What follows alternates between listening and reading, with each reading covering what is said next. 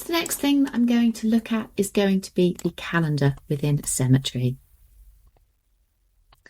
The calendar, as it states, gives you a view of all of the funerals that you've got that is upcoming. Obviously, by clicking onto those, it will take you into the individual records so that you can actually see it if there's further information that you want. And below the calendar, then we have the map. So anybody that's used the legacy map, you will see the map legacy that's showing here as well. So any of the historic mapping that you may have done using the old map system will be housed under here so that you can come back and view them. Other than that, you will just have the one now, which is the new map that's coming through, and anything that's been plotted out already, again, will be brought through for you. So hopefully you've already marked out your areas within your setup and your cemetery areas. So once you've actually marked these areas out, you can come and you can add in your plots and add in your records. And when we go to actually allocating the records, it will know which area it is based on the mapping that you've done within your areas. So we've got a customized toolbar that's showing up here on the top left hand corner. So clicking onto this, we'll either have it in view or edit mode. So at the moment, this is just in view mode. So I can't actually move anything. It's just literally enabling me to see what's there. Clicking on to the edit again will take me into edit mode, where it will give me these drawing tools to be able to add different shapes for my graves, different patterns that I've got there. So a customized shape, a standard rectangle or a circle. So here I've used some of the circles to actually identify row numbers, and I've also got other ones that here I can customize for sheds, etc. But you can take these, you can obviously then come into the map once you're actually sort of starting to draw these together, and you can start drawing around so that you've got the shape that you need to have. Once it's been plotted, you've got the ability to color code them. So once it's sitting here as the correct shape, if we double click onto it, and we can see here we've got a various different color scheme that we've got on the right hand side. You can also add a custom label if you wanted to. So I'm just going to pop in a shed here and mark this as blue at the moment and click on save. There's some map labels that we've got at the bottom. So we can see here with your map labels, you can either have the grave number or your custom label. So clicking on to custom label, we can obviously see here the sort of shed, those rows and the trees that I've got there as well. The other thing that you obviously want to do is obviously to plot out your graves. That's going to be the main one that you're doing. So normally you'll be doing that with the rectangles. Once you've obviously got the size right, you can make it bigger and smaller. You've got the smaller yellow circles here as well, where you've got the ability to actually rotate this around.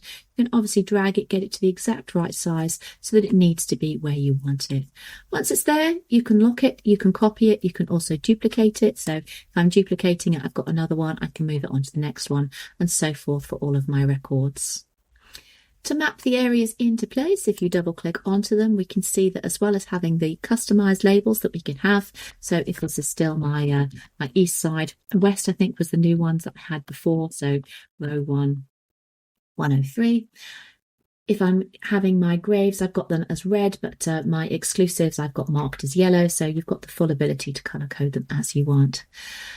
The map will automatically know which graves you've got. So these are my east side ones at the moment. So the actual east side west, which was the one that I did previously, is actually in the bottom part of my map down here. So I'm not being shown that one because I'm in the east side of the map. So choose the one that's obviously relevant. If you've got more than one, it will automatically take it through as far as whether it's an exclusive right, a burial or a memorial. You can save that, and we can see that that's marked that in there. Depending on where you are within the map, again, when you double click in to actually put those records together, it will know automatically where you are with it and only give you those ones that are mapped from there. So I'm here on my east side at the moment, but if I come down by clicking into here, then again, I've now got my north side and not the east side ones showing. So the system knows based on those areas that you set up within the cemetery areas where it is. So you can obviously go ahead and choose which ones are relevant to the plot. If you've made a mistake, you can come back and choose another one. It really is quite up to you to carry on changing these through.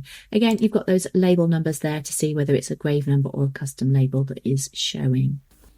Have also got the ability to add in empty plots as well. So if you have got one that's empty, double clicking onto that, we can come here, we can see at the bottom, we've got create new. So if you have got a new one, it's going to link up to your cemetery areas and just sort of say to you, right, where are we? So we know this one is the north side, but if you're plotting them through from here, you haven't created your plot yet, you just want to do it on the map as well, then I can obviously take my north side, row 4, 105 or 104, add that in.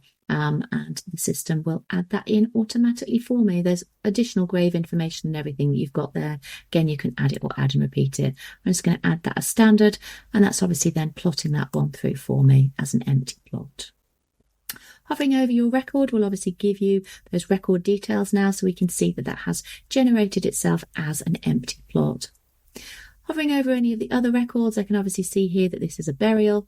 As I come down to some of the other ones where I've got more records, we can see I've got burials and exclusives on those ones, but however many records that you've got within the system will automatically be mapped through. So here is where it's actually picking up that grave number, so that east side row 206, and all of the burials and exclusives that I've got onto that are going to be mapped through onto here. You can come into these records, you can click onto the hyperlink to take you through, and you can obviously see again those related records that are here within them.